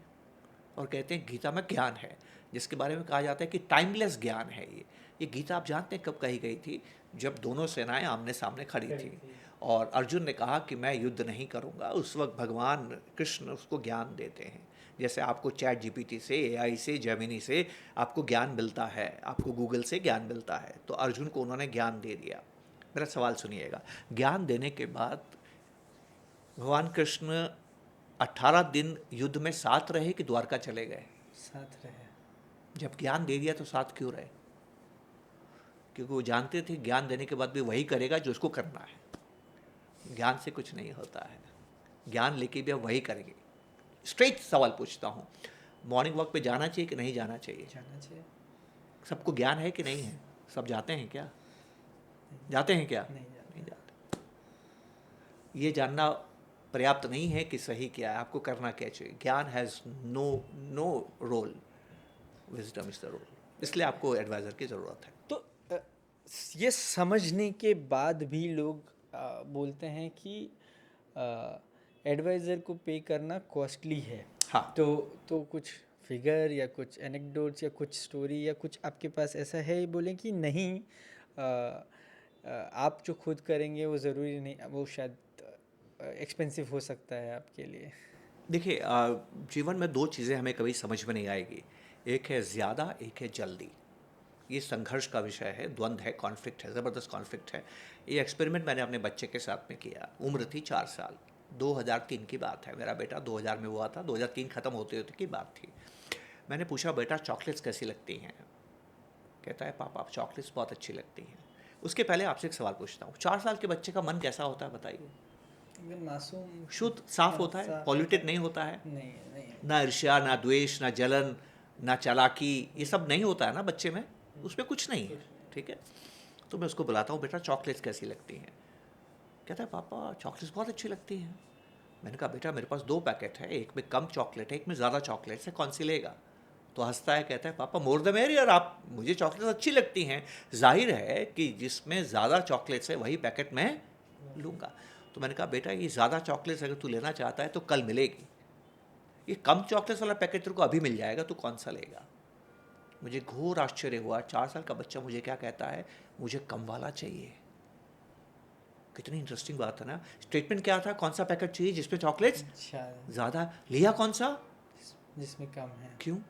उसको लगा पता नहीं कल मिलेगा या नहीं मिलेगा। एग्जैक्टली 4 साल का बच्चा बाप पे भरोसा नहीं कर रहा है, जिसके मन में वैमनस्य नहीं है, ईर्ष्या नहीं है, जलन नहीं है, द्वेष नहीं है, एक 40 साल के, 30 साल के, 25 साल के इन्वेस्टर को आप भरोसा दिला सकते हैं कि पैसा बनेगा? कितना मुश्किल काम है बताइए। कैसे कोई भरोसा करे कि मेरा पैसा बनेगा? भरोसा करना बहुत मुश्किल काम है।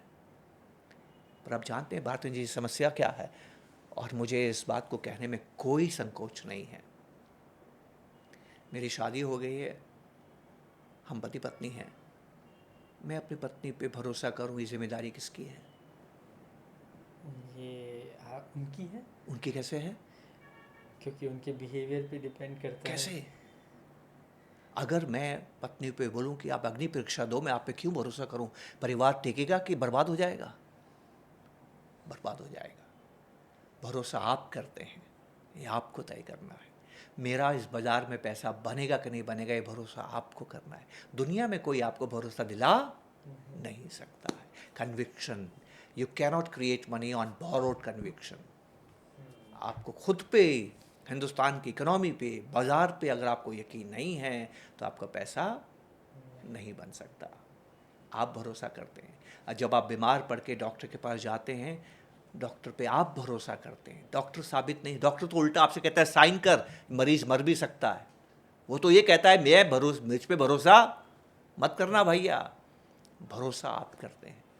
तो हमें ये बात समझने की ज़रूरत है, बिना इसके काम चलेगा नहीं। तो यू हैव टू ट्रस्ट, और ट्रस्ट तब आएगा जब आप वो सारे काम करेंगे जो हमने बातें की हैं।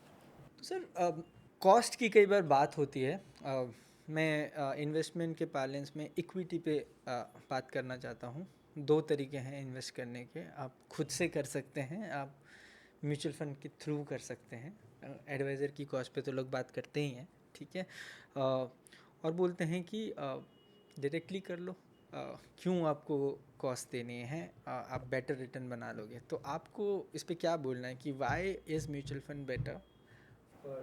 नहीं, डायरेक्टली कौन सा, मैं आपकी बात समझा नहीं। डायरेक्टली मतलब डायरेक्ट शेयर्स म्यूचुअल फंड, हाँ, डायरेक्ट शेयर्स। एनएवी, रेगुलर नहीं है? नहीं नहीं, मैं उसकी बात पे तो हुई नहीं। मैं तो लोग एक स्टेप आगे जाते हैं, डायरेक्ट शेयर्स। डायरेक्ट शेयर्स पे लोग जाते हैं कि आप डायरेक्ट, वो तो करते ही हैं लोग बात, तो उसका तो आपने अच्छे से एड्रेस कर दिया है कि एडवाइज़र का रोल क्या है।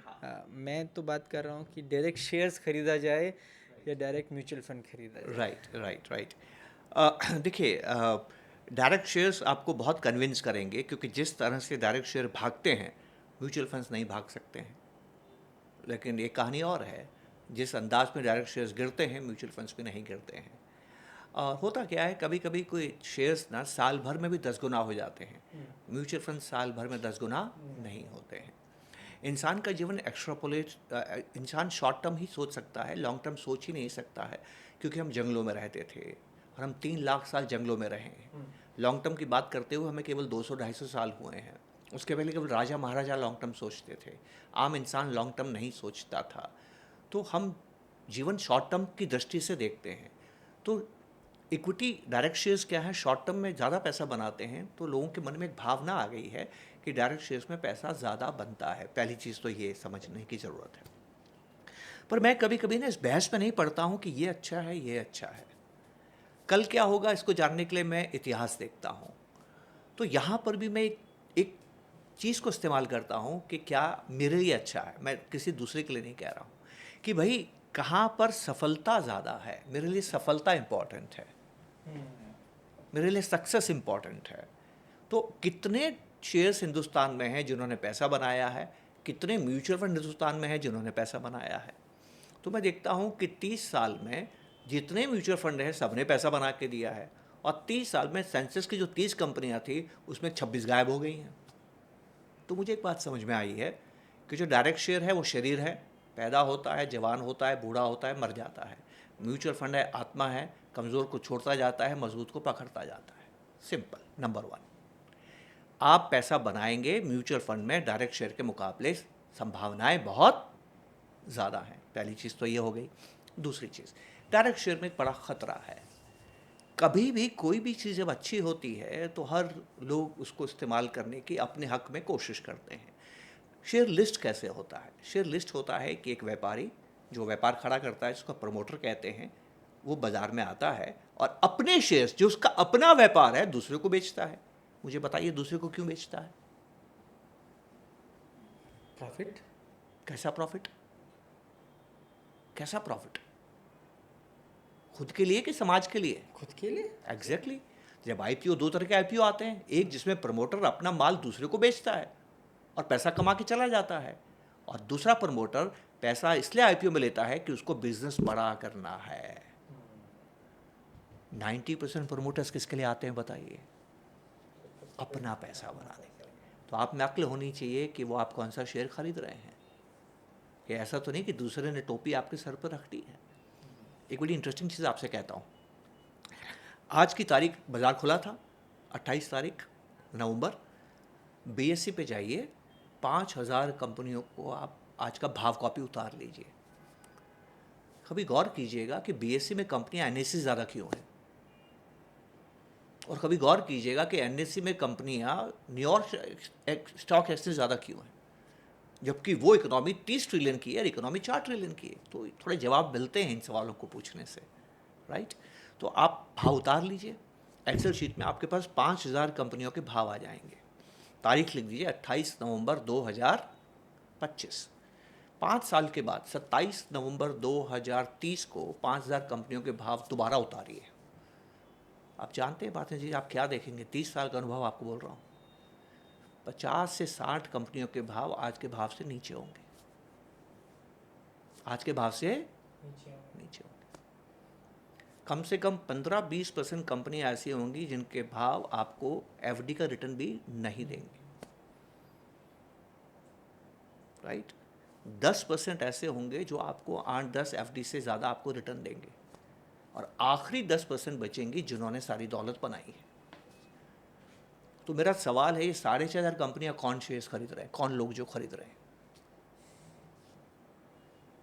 तो देखिए, जब भी आप कोई काम करते हैं ना, आपको कामयाब होने की कोशिश नहीं करनी है। आपको पहला रूल क्या सीखना है?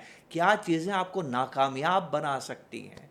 तो एक सवाल पूछूंगा, आपको बात समझ में आएगी। 25 साल पहले मुझे पिता बनने का मौका मिला और मैं फादरहुड का अटेंड किया। मेरा बेटा हॉस्पिटल में हुआ। 3 दिन के बाद डॉक्टर ने कहा कि आपका पत्नी और आपका बच्चा दोनों सेहतमंद हैं, आप इनको घर ले जा सकते हैं, मैं इनको डिस्चार्ज कर रहा हूँ। डिस्चार्ज स्लिप मेरे हाथ में आई और हम लोग हॉस्पिटल से बाहर आने लगे। मुझे लगा एक बार डॉक्टर को धन्यवाद कहना चाहिए एंड गुड बाय कहना चाहिए। मैं डॉक्टर के पास गया और उनसे धन्यवाद दिया और एक सवाल पूछा। वो सवाल मैंने क्या पूछा, आपको अंदाज़ लगाना है। आप कहेंगे आपको कैसे मालूम? मैं आपको ऑप्शंस दूंगा। भाई इन्वेस्टमेंट में भी तो आप ऑप्शन करते हैं, ये स्कीम ए में करूँ कि स्कीम बी में करूँ। आपको थोड़ी मालूम है स्कीम ए अच्छा करेगी स्कीम बी अच्छा करेगी। कयास लगाते हैं ना, तो यहाँ भी कयास लगाइएगा। मैंने एक सवाल पूछा, 2 ऑप्शन देता हूँ। ऑप्शन ए, डॉक्टर साहब मेरा बच्चा कितना जल्दी कितना बड़ा होगा, इसको मैं क्या टॉनिक दूँ? ये पहला सवाल। दूसरा सवाल, डॉक्टर साहब इसके वैक्सीनेशन के लिए दोबारा कब आना है? ये दूसरा सवाल। मैंने क्या सवाल पूछा होगा? वैक्सीनेशन के लिए दोबारा कब आना है? अरे आपको कैसे मालूम मैंने ये सवाल पूछा है? क्योंकि वो सही बिल्कुल सही पकड़ा आपने। कैसे पकड़ा आपने? सही सवाल है, क्योंकि आप वो इम्पोर्टेंट, आपको पता है कि वैक्सीनेशन ज़रूरी है क्यों ज़रूरी है? ताकि वो बीमार ना हो, उससे क्या होगा? ताकि वो ग्रो होगा, हेल्दी हो। तो पहला सवाल तो ग्रो होने का ही है ना। तो एक बात बताइए, पिता के रूप में मेरी चिंता क्या है? वो ग्रो होगा कि नहीं होगा, कि ग्रो होने में बाधाएं क्या आएंगी?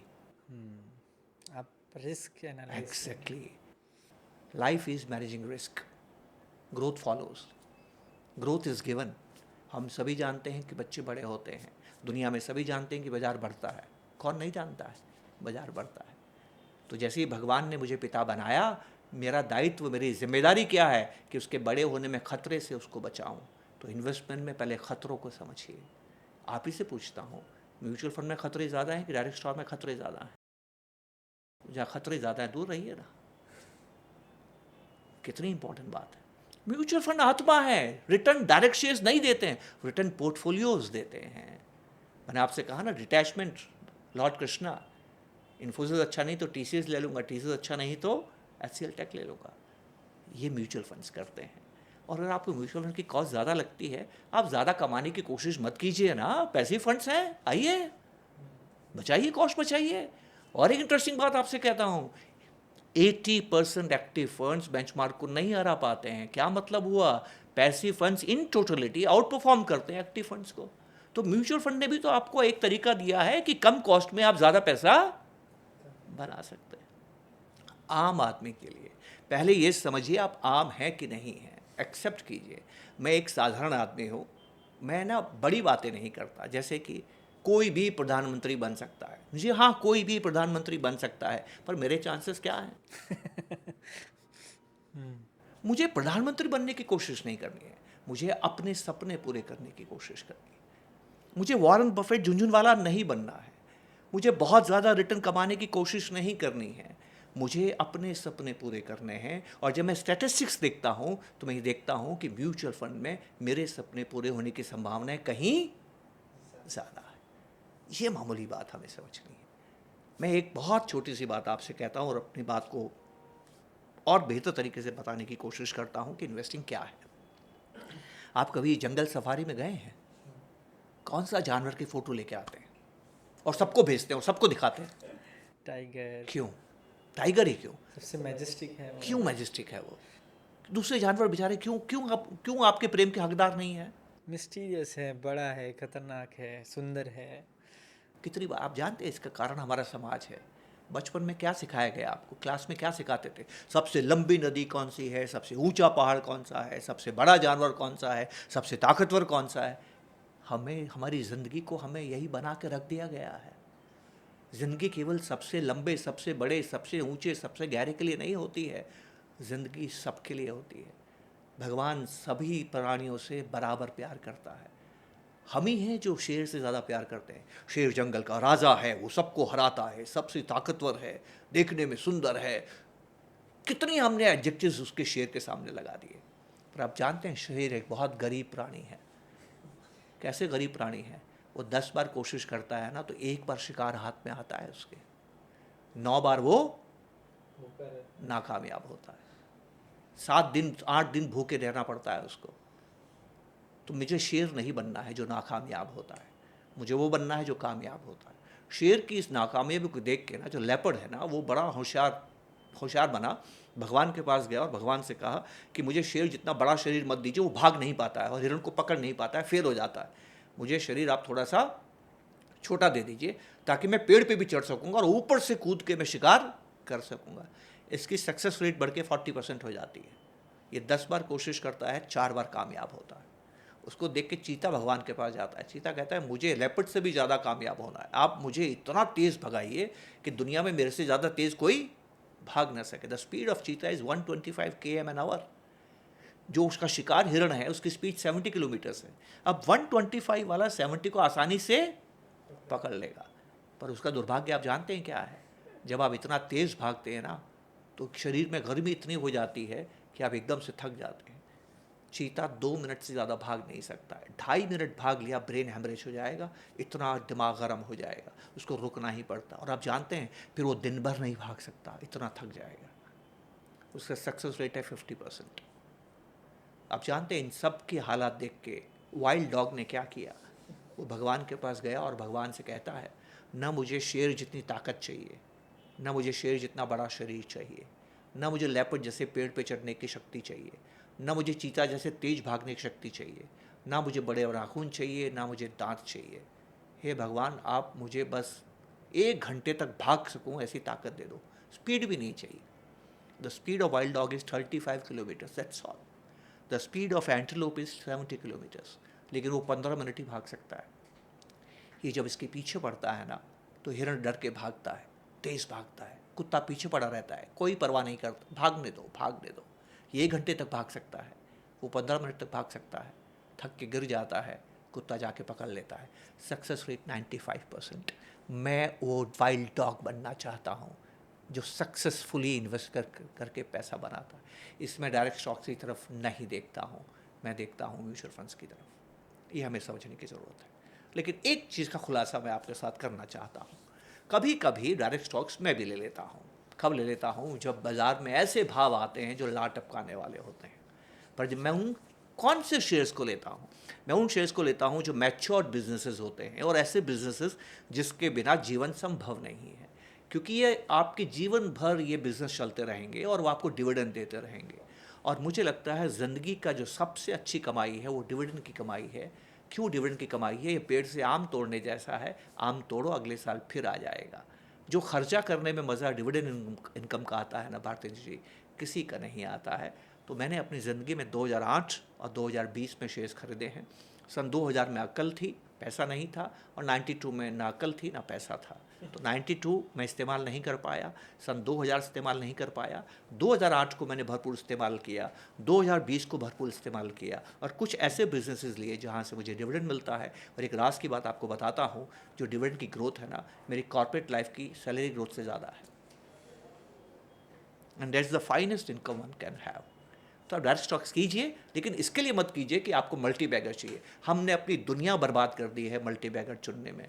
मैं उंगलियों पे गिन सकता हूँ जिन्होंने मल्टी बैगर के स्टॉक्स में खरीदा है। एक आखिरी बात कहता हूँ, और ये साइकोलॉजी है, बहुत यकीन और विश्वास के साथ आपसे कहता हूँ, हमारे अंदर एक सीमा है, इसको बोलते हैं बाउंडेड रैशनैलिटी। बाउंडेड रैशनैलिटी का मतलब क्या होता है? आप रेस्टोरेंट में जाते हैं, आप मेन्यू कार्ड क्यों मंगवाते हैं बताइए? ताकि ऑप्शन में से कुछ सेलेक्ट कर सकूँ मैं। तो आप अपने हिसाब से सेलेक्ट करते हैं, और आप कौन सा खाना खाना चाहेंगे, जो खाने में अच्छा लगेगा, टेस्टी होगा, वही खाना चाहेंगे ना। मेन्यू कार्ड आपके पास में आता है, और मेन्यू कार्ड में आप खाना खाते हैं। मान लीजिए उसमें 50 खाना है, आप ये खाना मंगा के खाते हैं। अब मैं रेस्टोरेंट का मालिक हूँ और आपको एक ऑफ़र देता हूँ, अगले 50 दिन तक आप रोज़ाना मेरे यहाँ पर आइए और रोज़ाना एक डिश को खाइए। तो आप 50 दिन तक रोज़ाना एक डिश को खाते हैं। क्या चांसेस हैं कि जो डिश आपने पसंद की है उससे सुपीरियर डिश आपको नहीं मिलेगी? हाई चांसेस है। हाई चांसेस हैं। किस बात के हाई चांसेस हैं? कि सुपीरियर डिश नहीं मिलेगी। करके देखिए आप, हो ही नहीं सकता है। आप जानते हैं क्यों? Bounded rationality.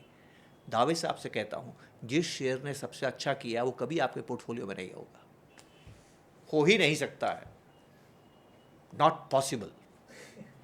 Bounded rationality. आपके पास ना इतना वक्त है, ना इतनी काबिलियत है, इतना शोध है। मेन्यू कार्ड आती, वो वेटर आपके सिर पे खड़ा रहता है, बताइए बताइए बताइए बताइए, और आप भाव तय करने भी भूल जाते हैं, और आप एक ऑर्डर कर देते हैं। नहीं कर सकता इंसान। 99% केसेस में जिस शेयर ने अच्छा किया है वो कभी आपके पोर्टफोलियो का हिस्सा नहीं होगा।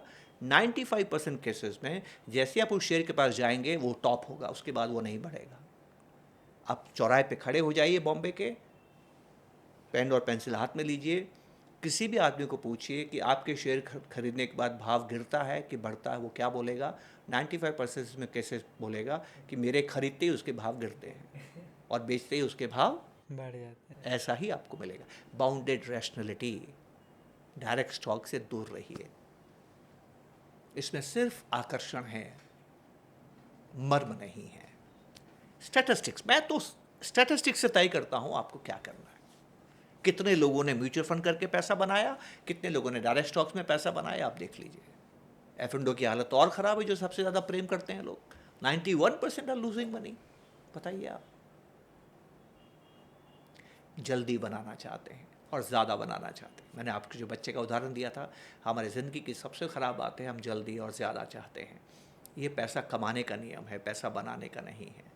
पैसा बनाने के नियम क्या है आप जानते हैं? बड़ी इंटरेस्टिंग बात आपसे मैं कहने जा रहा हूँ। अगर आप पैसा कमाने निकले हैं तो आपको दूसरे को हराना है। आप डॉक्टर हैं तो दूसरे से अच्छा डॉक्टर बनिए, मरीज़ ज़्यादा आएंगे। आप टीचर हैं, दूसरे से अच्छे टीचर बनिए, स्टूडेंट ज़्यादा आएंगे। आप वकील हैं, अच्छे वकील बनिए, आपको क्लाइंट ज़्यादा मिलेंगे। क्या है पैसा कमाने का नाम? पैसा कमाने का नियम, पैसा कमाने का नियम है कि आपको दूसरे से कम्पीट करना है, दूसरे से अच्छा हुनर हासिल करना है, दूसरे को आपको हराना है, तब आप ज़्यादा पैसा कमाएंगे। पैसा बनाने का नियम उल्टा है। यहाँ पर आपको वीर नहीं बनना है जो दूसरे को हराता है, यहाँ पर आपको महावीर बनना है जो खुद को जीतता है। आप पैसा बनाने के लिए दूसरे को नहीं हराते हैं, आप पैसा बनाने के लिए खुद के परिवार को सपने करने की कोशिश करते हैं। ये एक बहुत बड़ा फ़र्क है जो हमें समझने की ज़रूरत है। हम क्यों नाकामयाब होते हैं कि जो पैसा कमाने के नियम हैं उनको हम पैसा बनाने के नियम में भी इस्तेमाल करते हैं। वो आपको नहीं करना है। यही लॉन्ग टर्म इन्वेस्टर की कहानी है। एक शॉर्ट टर्म इन्वेस्टर पैसा बनाने नहीं आया है, एक शॉर्ट टर्म इन्वेस्टर पैसा कमाने के लिए आया है। अब हम ऐसा क्यों करते हैं, इसका रीज़न भी मैं आपको बता देता हूँ और बात ख़त्म करता हूँ। हमारी सारी प्रवृत्ति जो है ना, वो इसलिए कि हम जंगल में रहते थे। एक उदाहरण देता हूँ। आप अपने दोस्त के साथ एक फैक्ट्री में काम करते हैं, आपकी 1 लाख रुपए की पगार है। सेठ जी आपको बुलाते हैं और आपसे कहते हैं कि मैं आपके काम से खुश हूँ, आपकी तनख्वाह 1 लाख रुपए से बढ़ा के 1,10,000 रुपये कर रहा हूँ, आपको कैसा लगेगा? अच्छा लगेगा। अब बाज़ार से मिठाई खरीदेंगे, मिठाई लेके घर जाएंगे, घर में सब खुश हैं, बच्चे खुश हैं, वाइफ खुश हैं, और आप मिठाई खा रहे हैं। इतने में कोई दरवाज़ा नॉक करता है, आप दरवाज़ा खोलते हैं और देखते वही दोस्त जो आपके साथ काम करता है वहाँ खड़ा है, हाथ में मिठाई का डब्बा है। आप पूछते हैं भैया इस वक्त कैसे आना हुआ? कहता मत पूछ यार, आज का दिन बहुत अच्छा है। आप पूछते हैं क्यों? कहते हैं सेठ जी ने बुलाया और सेठ जी ने कहा कि मैं आपके काम से बहुत खुश हूँ, आपकी पगार को 1 लाख रुपए से बढ़ा के 1,25,000 करता हूँ। आपको कैसा लग रहा है? बुरा लगेगा। देखा आपने? ये पैसा कमाने का नियम है। कभी सोचा आपने ऐसा क्यों है? क्या ये गलत है? बिल्कुल नहीं। ये ईर्ष्या नहीं है। Please don't take it as a jealous. No, ये एनवी नहीं है, ये जेलसी नहीं है, ये इंस्टिंक्ट है। इसको बोलते हैं सर्वाइवल इंस्टिंक्ट। क्योंकि हम जंगल में रहते थे। जंगल का नियम क्या है? हिरण जब सुबह उठता है तो अपने आप से वादा करता है कि शेर से तेज भागना है। शेर ने पकड़ लिया तो ज़िंदगी का आखिरी दिन है। शेर क्या वादा करेगा अपने आप से? हिरण से तेज भागना है, नहीं पकड़ पाया तो भूखे मर जाऊंगा। सरवाइव कौन करेगा? जो दूसरे से आगे रहेगा। ये इंस्टिंक्ट है। आपको खुशी, सुकून, ये खुशी की बात नहीं, सुकून की बात है। जब आप दूसरे से ज़्यादा कमाते हैं, आपके मन में सुकून होता है कि खतरा आया तो उस पर खतरा आएगा जो आपसे कम कमाता है। इस नियम को हम पैसा बनाने में लागू करते हैं, यही हम गलती करते हैं। इन्वेस्टमेंट मतलब पैसा बनाना, वहाँ हमें इसको भूलना है, वहाँ इसको भूलना है। वहाँ आपको दूसरे को नहीं हराना है, वहाँ आपको खुद को जीतना है। तो खुद की जीतने वाले को महावीर कहते हैं, दूसरे को हराने वाले को वीर कहते हैं। ये ज़्यादा मुश्किल काम है। बहुत अच्छा लगा आपसे बात करके। तो अगर मैं आप मुझे करेक्ट कर सकते हैं, स्ट्रैटेजिकली बोलूँ तो खुद को जीतना है।